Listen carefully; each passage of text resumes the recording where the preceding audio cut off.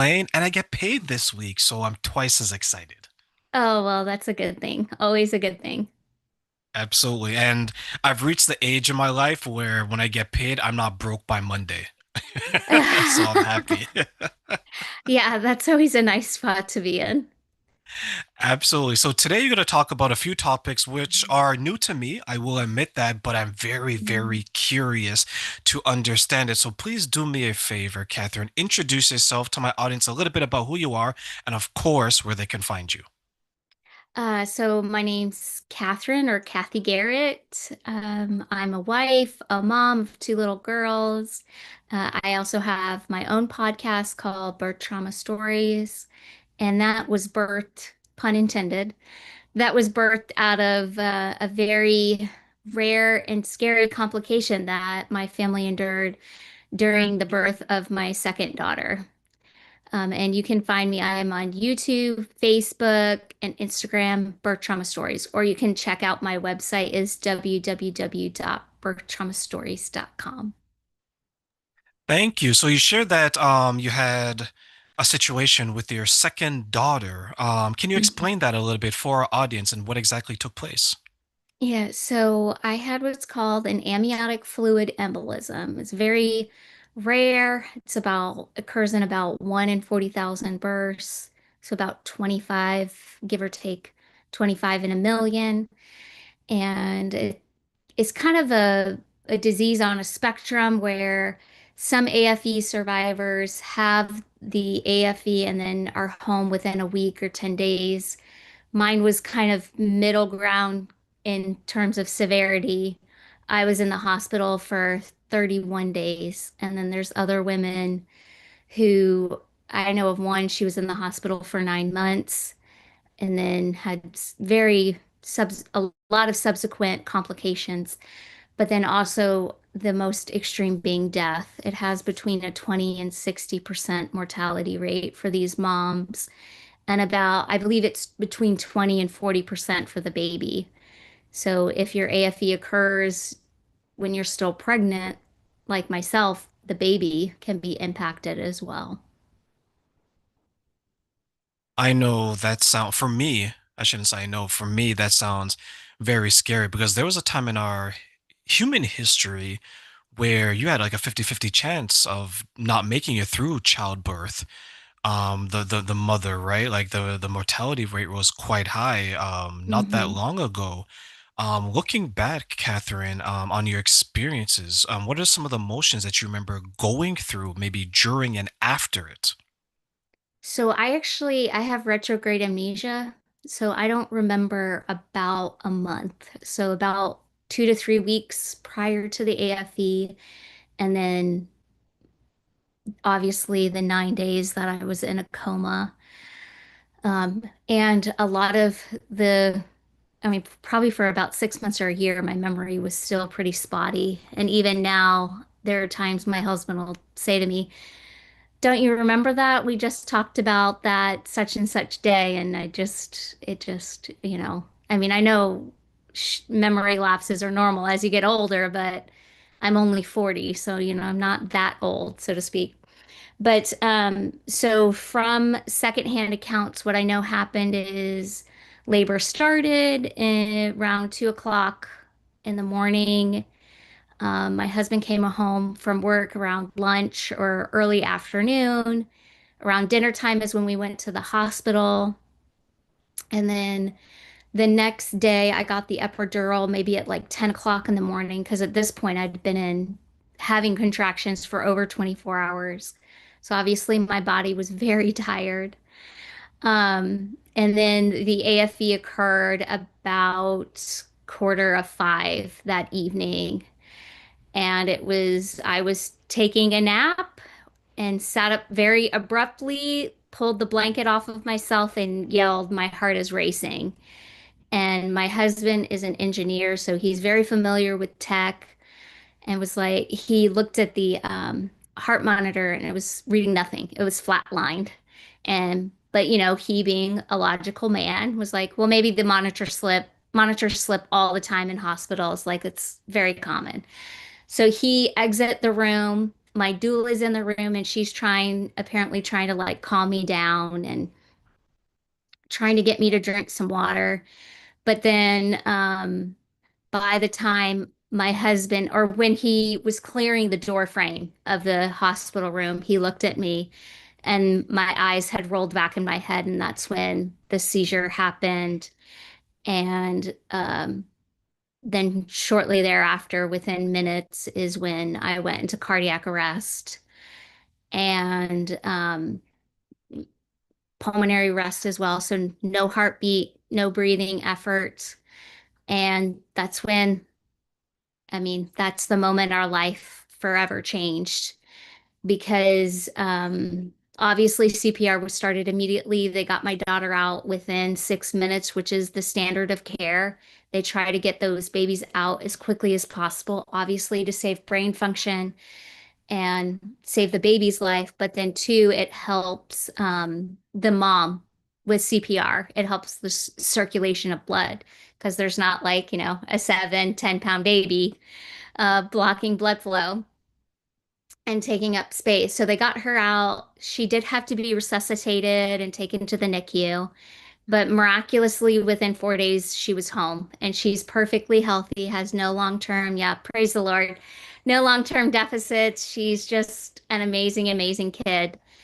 And then, but unfortunately, my course has been much longer. Like I mentioned, I was in a coma for 9 days. I had 7 surgeries.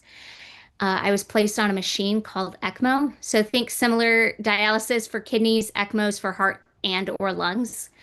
It's also a rarity that a person needs it for both. ECMO became very prevalent during COVID because a lot of people, obviously, COVID impacted people's lungs. So they were placed on ECMO for the lungs. But unfortunately, I needed it for my heart and my lungs because both were not functioning.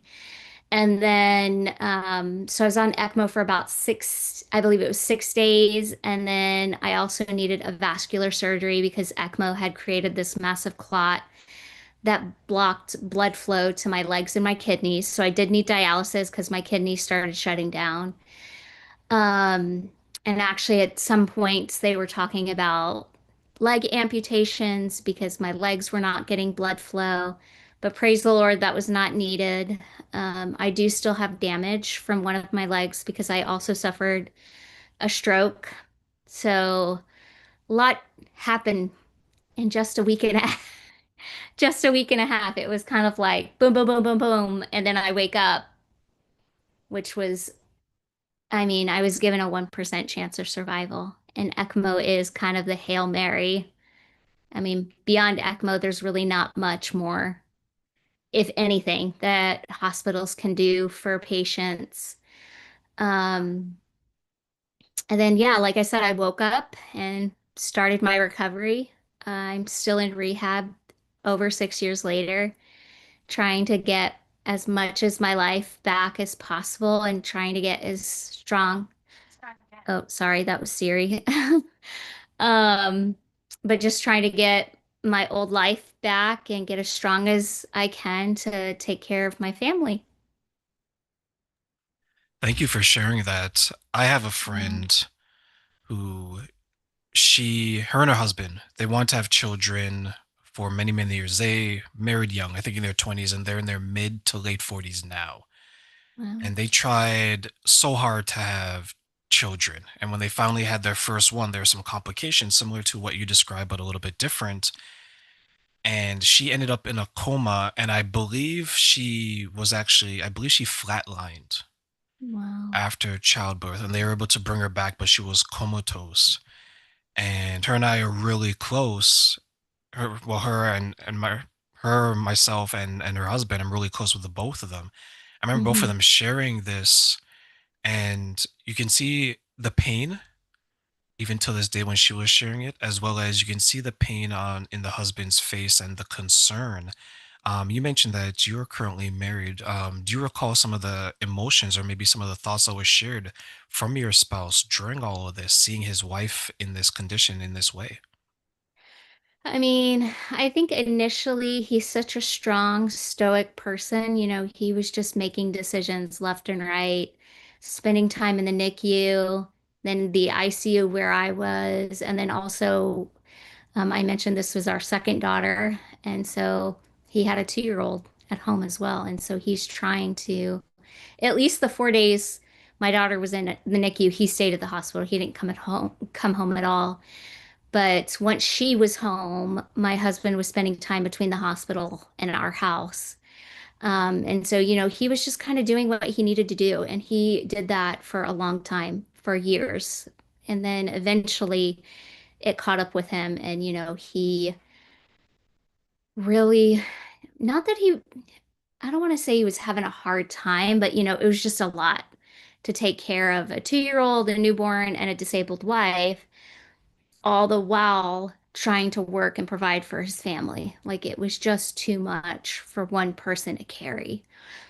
And, I did have a hysterectomy during this situation. And so having my fertility taken away I mean, it saved my life. So I'm not like mad about it, but, it's nuanced. If we wanted to have more children, that was not, is no longer possible. So that was something we had to work through. And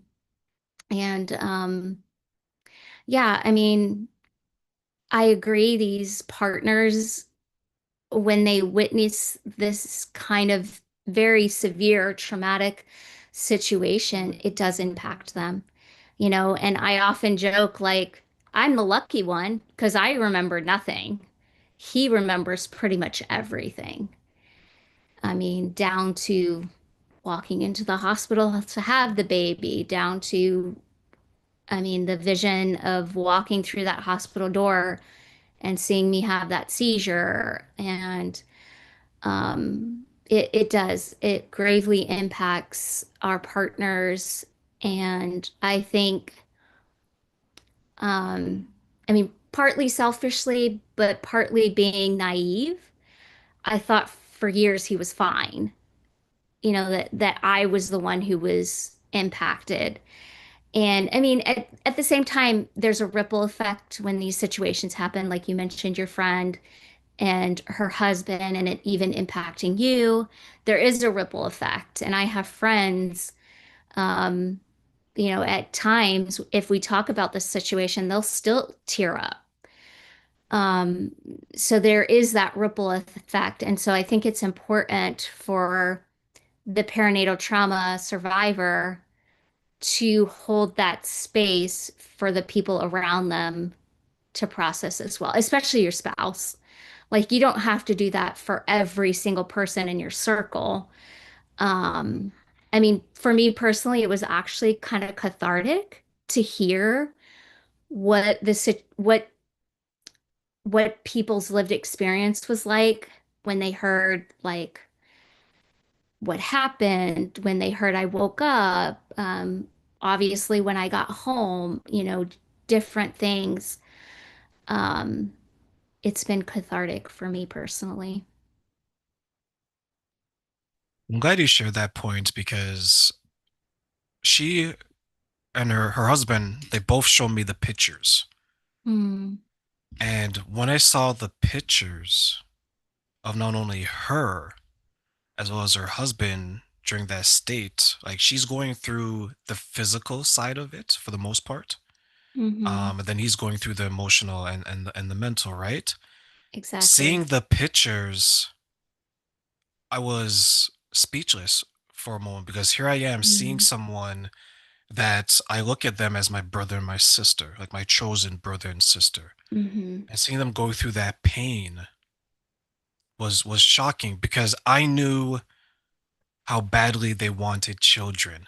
Mm, And to see what they're going through for that child to be born was shocking. When you mentioned the ripple effect, I think you're 100% right, where communication between the two is probably so necessary because they're both going through something, but maybe something differently. hmm. The communication piece for you, how important was that, as you put it, to hold space for each other after you came home that day? I mean, my husband's incredible. So even if I have questions to this day, he'll try to answer the questions to the best of his knowledge. I mean, boundaries are definitely important. There are nights where he's like, "Hey, I can't talk about this tonight. Like I've had a long day, whatever." So boundaries, I want to acknowledge like boundaries in these situations are important too.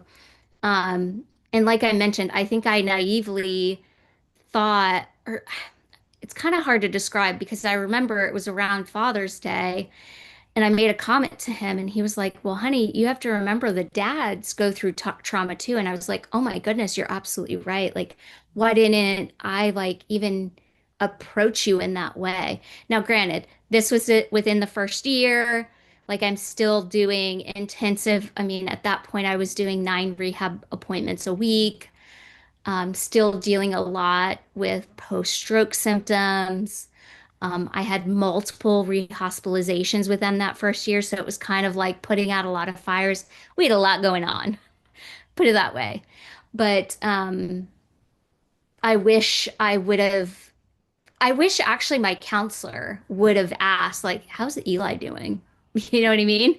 Like, what kind of things are you noticing in his behavior? Or what kind of things, like, is he withdrawing? You know, are you guys still connecting? You know, things like that because typically when you have a super traumatic experience like this, people process it differently. And my husband is an introvert, so he's more of an internal processor where I'm more of an external processor. And while internal processing is important, it's also important for him to vocalize in his timing what he's feeling and experiencing. So looking back, I wish that first year I would have been more cognizant of that and I would have checked on him more and I would have said like, "Hey, I'm actually feeling okay today. Let me, I don't know, play with the kids so he can go have a 20-minute break or whatever." You know what I mean? Just getting and I try now to be a lot more cognizant of that of, he's like, I just need a 20-minute break. And it's incredible what just a 20-minute break will do for your mental health and being able to re-enter a situation. But yeah, my point being like that first year and like year 2, 3, and 4, because year 4 was when it like everything kind of quote unquote came to a head and we had some really big things to work through. I wish I would have been more cognizant of like how he was doing and the kids too. Because like my now 6-year old, I mean, that's all she's ever known. So it's just like, okay. But at least my 2-year old, like, she doesn't have vivid memories. But at the same time, I was a nanny. So I took her to work with me her first year of life. And then her second year of life, I was a stay-at-home mom. So she went from having full access to me to not seeing me for 15, 16 days. So I know, and I know my daughter, that was really hard on her. Even if she doesn't have the vocabulary to vocalize that, her behavior showed us that that was really hard on her. Do you think sometimes when we go through a traumatic experience, we try to be strong not only for ourselves, but for other people as well? Yeah. I mean, my 8-year-old has said to me like, "Mom, it's really hard having a disabled mom." And I'm like, "Yeah, I'm sure it is." And she goes, "Well, you don't know what it's like to have a disabled mom." And I'm like, "You know what? You're right. I don't." And so I just think like having those conversations and validating because that's her lived reality, right? Um, I don't think she has a single friend whose family deals with a disability. So being the outlier, so to speak, is hard on kids because also kids pick on situations that are different, right? So thankfully she hasn't experienced that yet, but like last year I volunteered in my then 5-year-old's class and the kids are asking, "Well, why do you wear a brace on your leg?" And it's like, how do you answer that question conducive to a 5-year-old without like opening a whole can of worms? Like it's hard, But they're just curious. And honestly, like I actually kind of wish people in general would be more curious versus making assumptions or having like bringing their own bias into a situation. I think curiosity is a beautiful thing.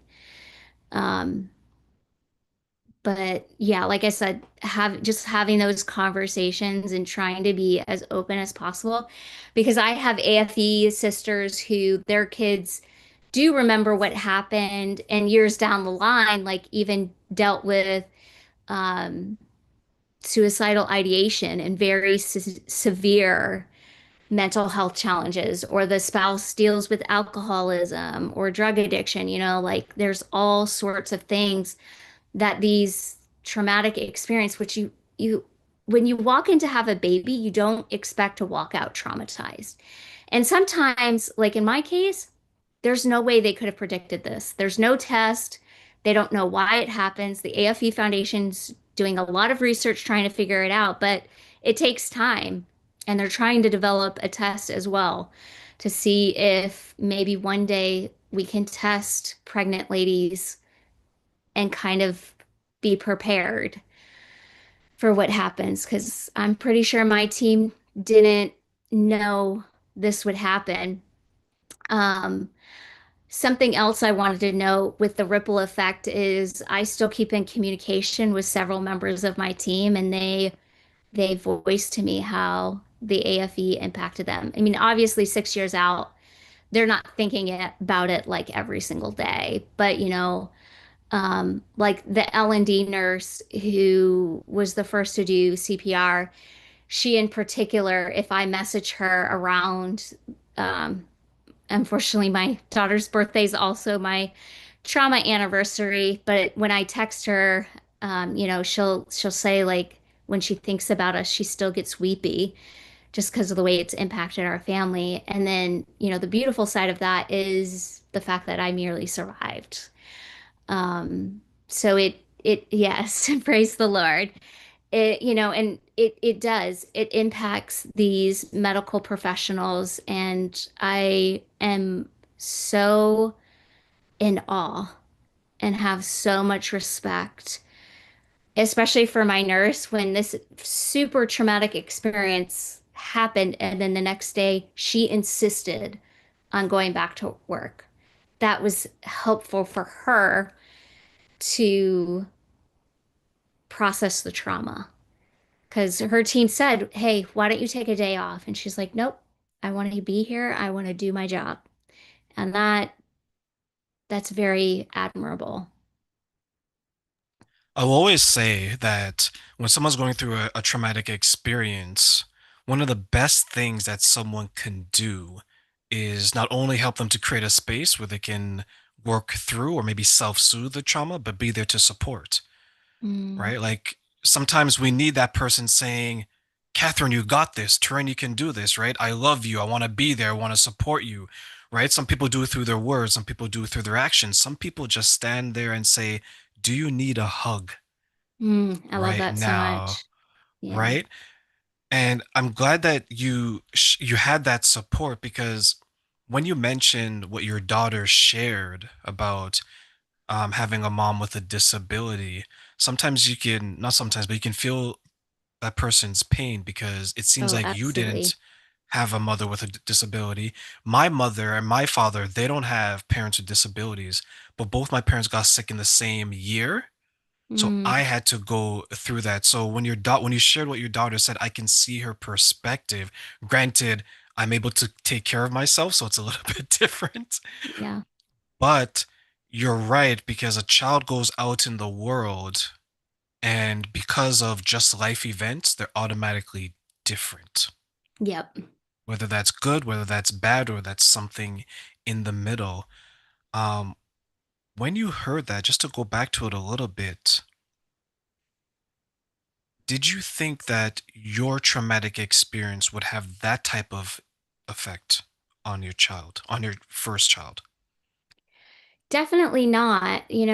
I naively thought when I came home from the hospital, I thought maybe 3, 4 months I'd be back to being a stay-at-home mom and be healthy again. That was my thinking. I'm like, I'm going to work hard in rehab and I'm going to, I mean, that was the ultimate goal. And obviously, there's all of these, I call them micro goals that, I had to achieve first to be able to even like cook a meal. Um, but, you know, I did not expect this situation to impact her the way it has because, my medical team and my family and myself and my husband, I mean, we were all hoping that I would get back to full health and I would be fine.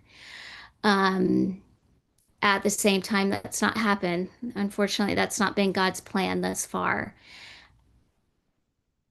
And I also try to give her, because now my dad is disabled, but it's different when you're an adult and your parent gets disabled. I mean, it's still hard. It's still hard to see him suffer and, be limited in what he's able to do. But like I don't need my dad to make my lunch anymore, or I don't need him to help me get dressed, or I don't need him to drive me places anymore. And, just so I thought at 3 to 4 months I'd be back to being a stay-at-home mom. But then at 6 and 7 months, I had a rehospitalization. So that just kind of gives you the context of like, I had no idea initially how sick I was. And I'm sure part of that was pride because I'm a very determined, stubborn person. My dad jokes that he gets that from, or I get that from him. And I mean, I think part of that stubbornness is what helped me to survive. And I would love to be able to take more and more and more off my husband's plate because that's all ultimately the goal as well. Because obviously, if I'm taking care of the kids, he can focus on providing for the family. Um, but I try to give my girls space to process because I think a friend eloquently said, like, Claire may not remember you being able to take care of her, but she remembers, and in her body, she remembers how it felt. And I was like, oh, yes, that hit the nail on the head because I mean, when I first got home, I mean, anyone who has a C-section has lifting restrictions. But on top of that, like it was hard to hold her because I have a sternum scar. So like she couldn't lay on my chest. So we did a lot of sitting on the couch side by side and even that at times was painful. And, when I would cough or had to sneeze, that was painful. And I still deal with chronic pain. So, she sees a lot more than most kids do on how to be compassionate and helpful. I mean, she'll help me put on my shoes if I'm having a hard day, or she'll, I don't know, go get me a water, whatever. So she's definitely had to bear more than most 8-year-olds. I recently shared with someone who's a parent. Hmm. They're the couple's new parent, and I say man and woman, and I say as I'm not a parent myself, but what I shared with the woman I work with is that we sometimes forget how strong children are, Mm, and we sometimes forget that children see us as superheroes, right? The yeah. mother is Wonder Woman, the father is Superman, right? Like, and it could be maybe difficult for the parent to not be seen that way all the time, but the child will still see you that way overall. Mm. And for you, what are some of the things that you learned about yourself now that you're home and you're getting back to life the way that you want to? What have I learned about myself? Man, actually in the last 6 years, I've never been asked that question. Um, I would say, I mean, my quote unquote mantra has kind of, well, has become, I can do hard things because of what Christ did for me on the cross. And, if I don't want to go to a rehab appointment or if I don't want to do my rehab or if I'm having a moment where I'm really feeling awful, I just remind myself I can do hard things because of what Christ did for me. And that's really what I want my kids to know. When they leave our home and go on to their next adventure, I want them to know that, while our family is different, this was God's perfect plan for our family. And we did not ask for this. I would not have chosen it. I think that's fair to say. But at the same time, like I said, it's what God chose for us. And I've just learned about myself, um, just how determined I really am. I actually had a doctor's appointment yesterday, and the doctor mentioned how he's like, I see in you how you're not giving up. I can see that you're still trying. You're still trying to get answers. You're still trying new modalities to try and get yourself as strong as possible. And he's like, that's really admirable. A lot of people give up. I think when you're doing the steps day to day, you don't always realize how hard you are trying, if that makes sense. I think you're just kind of going through the motions and like, okay, what's on the docket for today? What meeting do I have? Or what doctor's appointment do I have? But I just think it's really humbling to have gone through this experience because I did rehab for 4.5 years straight without like an extended break. Now, I took like, 4 days off when I go on vacation or something like that, but not like an extended break. I do not recommend that because then it was like, holy moly, so burnt out. But I also had a realization at one point too that I am trying to heal my body through rehab. And while rehab is important and it's important to be for me to be as physically active as I can, that's not ultimately going to heal my body. And I have to relinquish that control to the Lord. Jehovah Rapha heals our body, not going to a PT or an OT appointment. And I still have hope. I still have hope that God will one day heal my body. Now, I do not know if that will be on this side of heaven or after I pass and, enter his glorious kingdom. Uh, but I just think I've learned to just really how stubborn I am. My husband, that probably drives my husband and my kids crazy. But like I said, I think part of that stubbornness and that determination is what helped me survive, and it's helped me get as far as I am. I mean, I do therapeutic horseback riding now. I mean, when I first woke up, I couldn't stand out of a chair by myself. Specifically remember my physical therapy evaluation when I was inpatient. They asked me to stand out of a chair and I couldn't do it. My husband and the PT had to help me stand up. So to go from that to riding horses is pretty miraculous. And I mean, I grew up riding horses. I started when I was 10. So it was a huge and still is a huge part of my life. And so it looks different than it did. Growing up, I'd ride my horse for 3, 4 hours and not blink an eye in the Florida heat. And I was fine. Now there are days I can't ride more than 15 minutes. So it definitely looks a lot different. And that's sad. I want to acknowledge while it's incredible, I'm riding horses again. There are days that I am sad that I can't ride the way I used to. And like cantering a horse, that's my next goal. I really, really would love to try and canter a horse because I've not done it yet.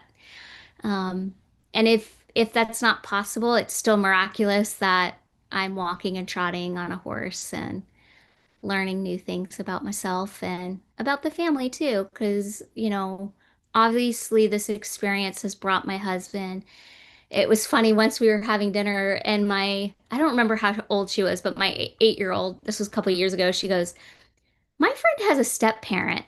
And I was like, and so she was like, what is a step parent? So we tell her and she was like, well, that sounds kind of cool. I want a step parent.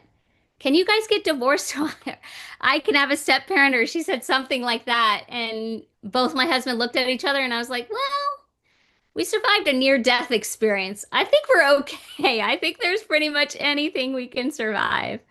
So I think but ultimately, what I've learned is clinging to my faith is the only reason I'm doing as well as I am. I mean, through bouts of depression, bouts of anxiety, I mean, I still deal with PTSD. Triggers pop out of nowhere. But the Lord has been gracious, and there have been so many mercy drops throughout the last 6 years. We're super, super grateful.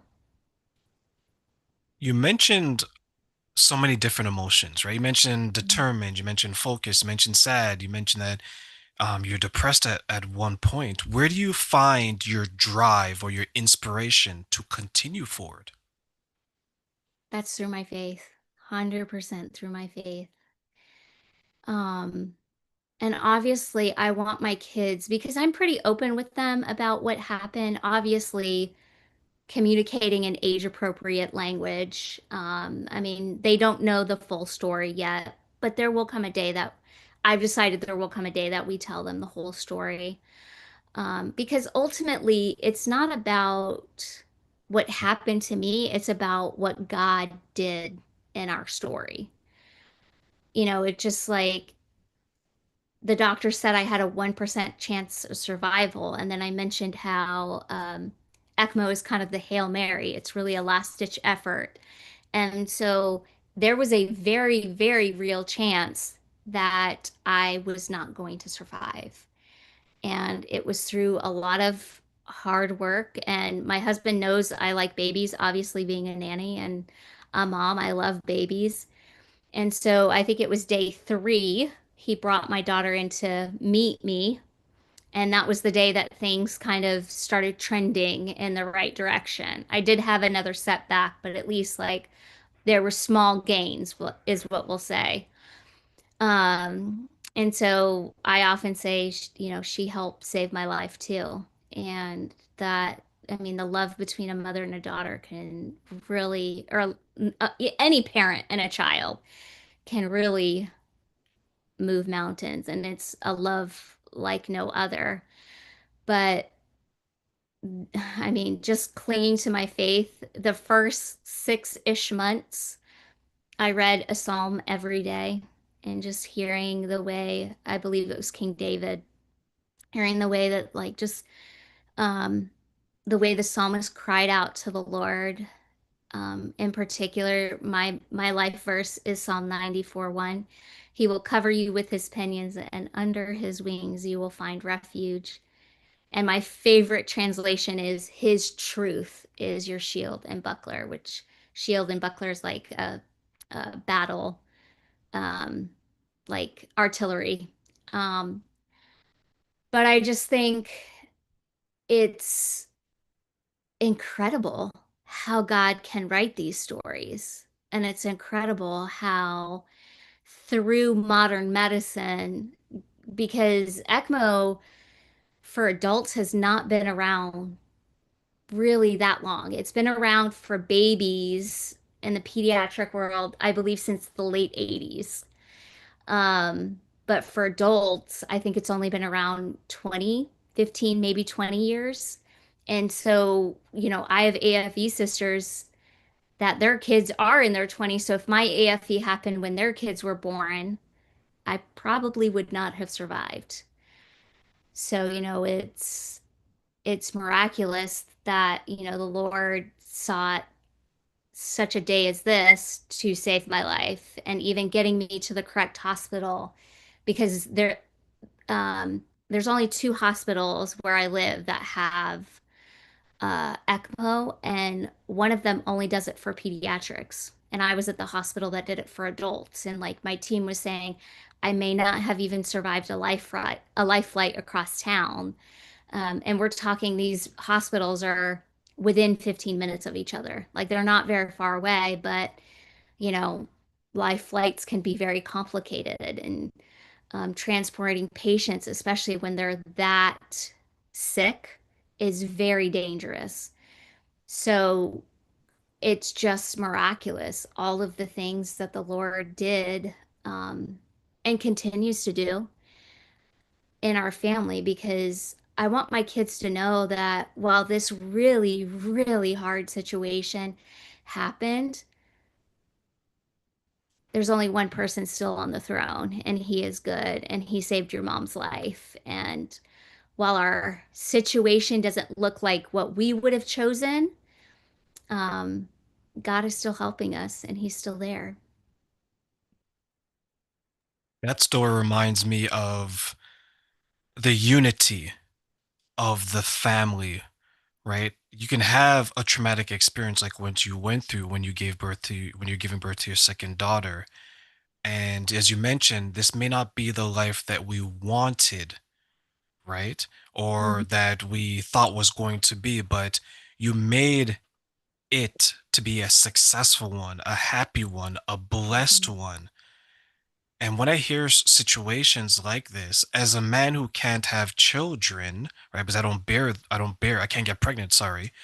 I look at it and I'm inspired. And the reason why I'm inspired, it shows you that just being there for your partner, in this case, for your wife that is going through this, your children showing up sometimes is half the battle. Then you have your faith, you have other things as well. How important to you and maybe to others is making sure that we all stand up for each other during a traumatic experience? Ooh, that's such a good question. I want to note too of like you just said standing up because my husband could have bolted. I have AFE sisters that their partner did. They bolted when they're still in the ICU.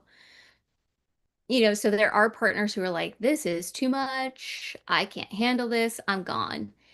And even from my perspective, I could have quit rehab years ago. I could have just given up and been like, this is as good as it gets. All right, this is what we're gonna do. And that's also what my I want my children to see that my husband shows up every day, every single day, even when he's tired, when he hasn't slept well, when he's stressed because he's trying to provide for our family, he still shows up. And I still show up to rehab and I still show up for my kids as best I can. I'm definitely not perfect, I'm human, but I do try my hardest to show up as much as possible. But I'm sorry, I kind of got on a tangent, but can you repeat your question? Absolutely. How important is it to have your spouse and your family stand up for you during a traumatic experience? Oh, I mean, they say it takes a village to raise a baby, and that's when you don't have a traumatic experience, when the mom and or the baby's life is on the line. And I just think, like looking back, I've had people who, were like, well, let us know if you need anything. But then when we ask, they don't show up. So, that kind of creates division in that relationship. And I've had family members, make really, for lack of a better word, really just downright mean comments about my disability or about the way we're living our life, etc. And it's just like, again, that creates distance. And that's not what God wants. God wants us to be connected and supporting each other. And, like I have one friend right now who's pregnant with her second after infertility, and another friend who is going through infertility. And even though I'm going through like all that I'm going through with trying to get as strong as possible and being a mom, etc., I still try to show up for them. Like the one who's pregnant, we just threw a baby shower for her a couple weekends ago. And the one who's going through infertility, I just had a conversation with her last week of like, how is it going? Like, is there anything I can do? Like, how can I support you? I think asking the question, how can I support you? Like you said earlier, can I just give you a hug? I think just showing up with an open heart and an open ear can move mountains. Um, Now, I could not have done that, when I first got home from the hospital. So, they're everything in due season. Praise the Lord, I'm healthy enough that I do get to show up for my friends now in ways, and for my husband. I mean, we have pretty open communication now of everything that happened and what it's been like for him. And like I mentioned, what it's been like for the kids. I mean, I just think showing up is paramount. And actually, I'm a huge fan of an author named Catherine Wolfe. She had a very severe stroke like 15 or 16 years ago. And she and her husband, through going through that traumatic experience, learned wait about 6 months, because when the initial trauma happens, the floodgates open and everyone and their mother wants to come and help. And it's good, but it overwhelms the person. I mean, there were countless people asking Eli, "What can I do? How can I bring you a meal? Can I do this? Can I do that?" And he's just like, "Whoa, whoa, whoa. I'm one person. I can't answer all these text messages." But we had a friend who unfortunately experienced a traumatic motor vehicle accident with her husband. And so Eli asked, "I want to talk to Anna because Anna knows what I'm going through right now. And so I want to talk to her." And so they did. They showed up for Eli and listened to him and supported him. And then even after I woke up, they came and visited me in the hospital. And that was just incredible. It was so encouraging. They actually brought me my first meal, which was Chick-fil-A. It was amazing. I did not eat the whole thing, but us Southerners like Chick-fil-A. But like I was mentioning, Catherine Wolfe always says wait about 6 months. Now, I tend to like to do both, of like maybe waiting 2 weeks or 3 weeks, give it a little space, but also following up at like 6 months, at a year, etc. Because we had no idea this journey was going to be over half a decade. Um, but I do. I still have people who help give me rides. I praise the Lord, I finally got my license back almost 3 years ago, but it's still hard for me to drive long distances, and one of my appointments is 45 minutes away. So, um, yeah, it's so paramount, so paramount. I feel like I can't emphasize that enough, just showing up. You mentioned a few things I want to touch on where there's some people that they created distance, and it reminded me of avoidant attachment styles where if it gets real and there's strong emotions, they pull away Mm-hmm. because it's just not for them. And I think many times people who have that type of behavior or who exhibit those things, many times I don't think they know the impact of it, right? Because in your time of need and you go to someone is because on your end, and maybe you can clarify this as well, is you thought that they were going to be there because of a certain level of expectation. Mm-hmm.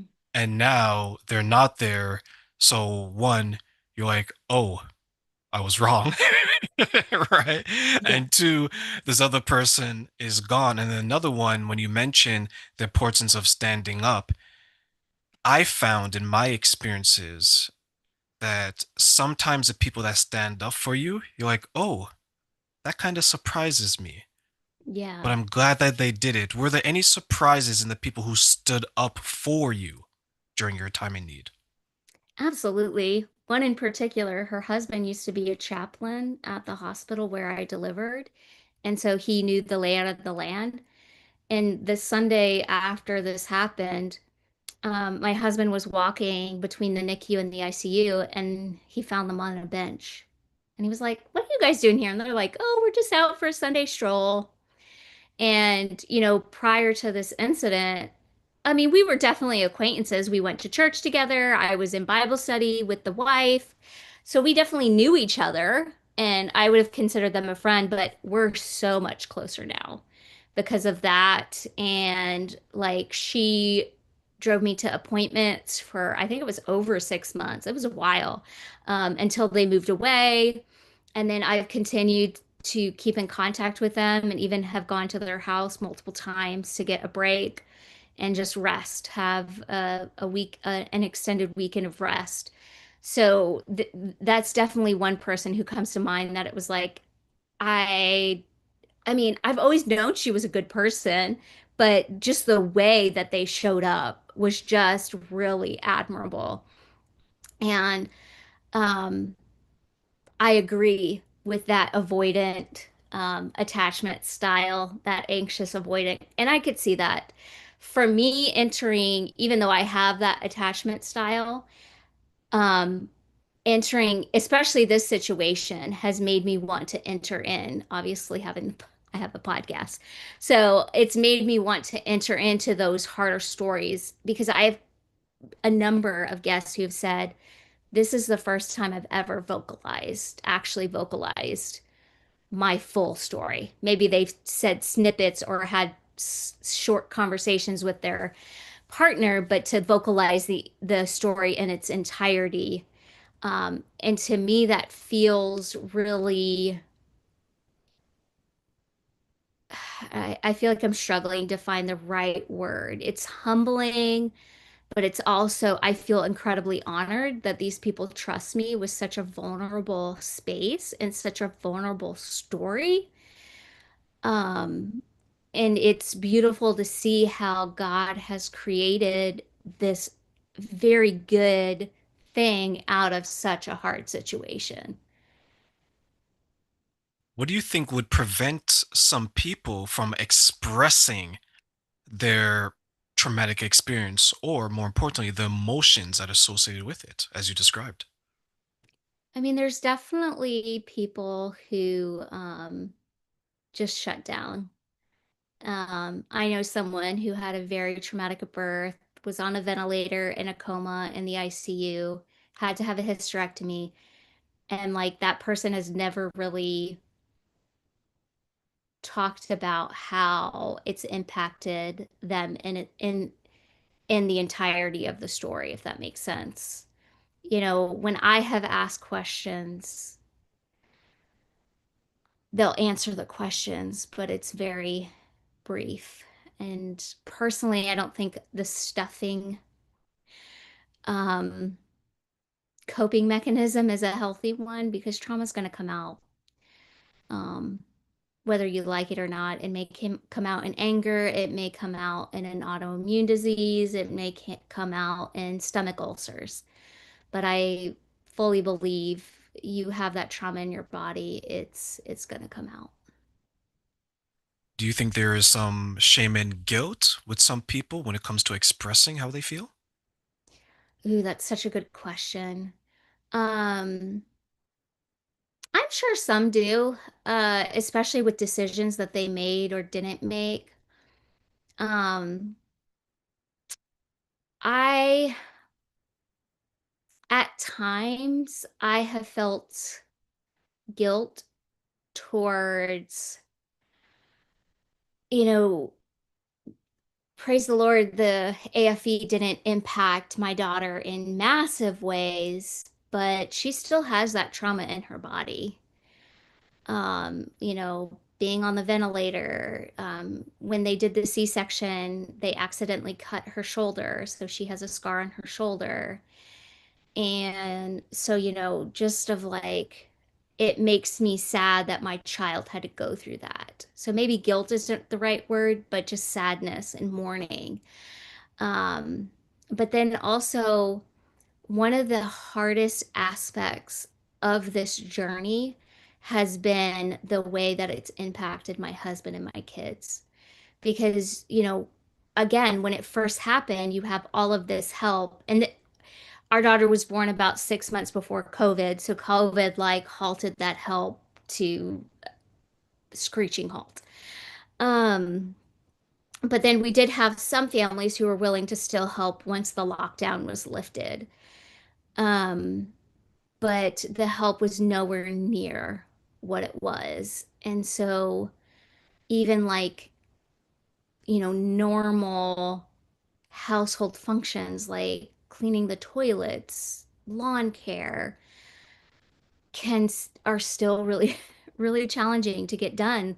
I mean, I feel like a lot of parents struggle with that with young kids without having a disability in their family. And so having that very kind of big elephant in the room, so to speak, it's hard for us to get things done. My house is definitely not as clean as I would like it if I were healthy.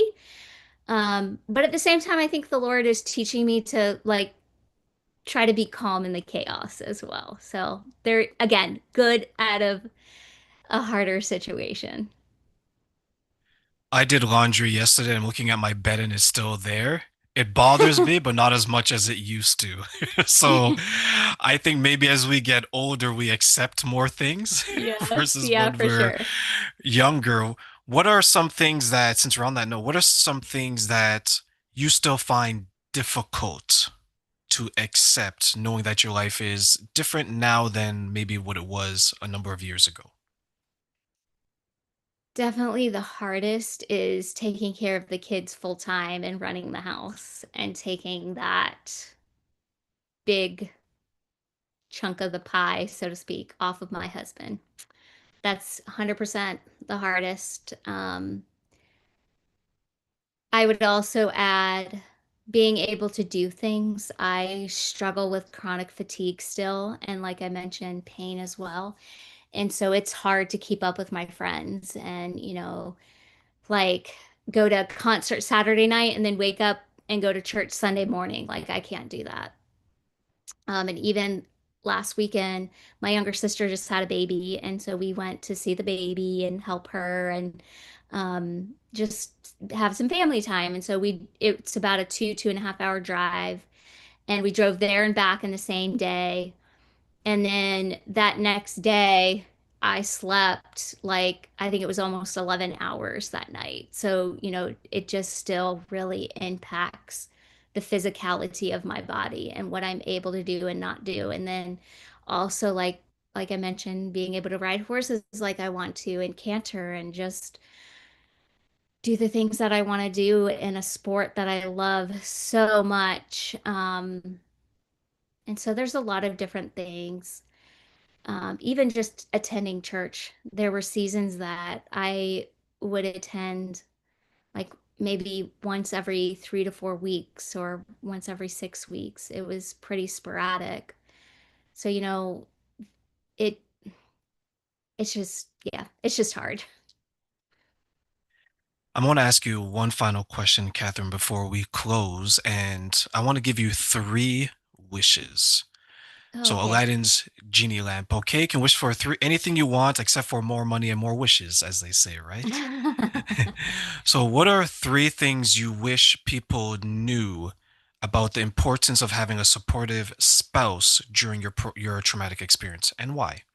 Oh, good question. So I do love Robin Williams. And he was a fabulous genie. Um, so three wishes. I I wish people knew to check in on their spouse.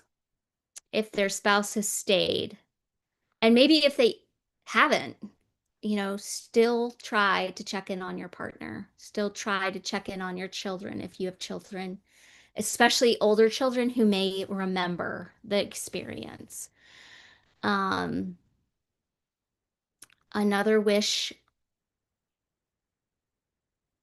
pray for your partner.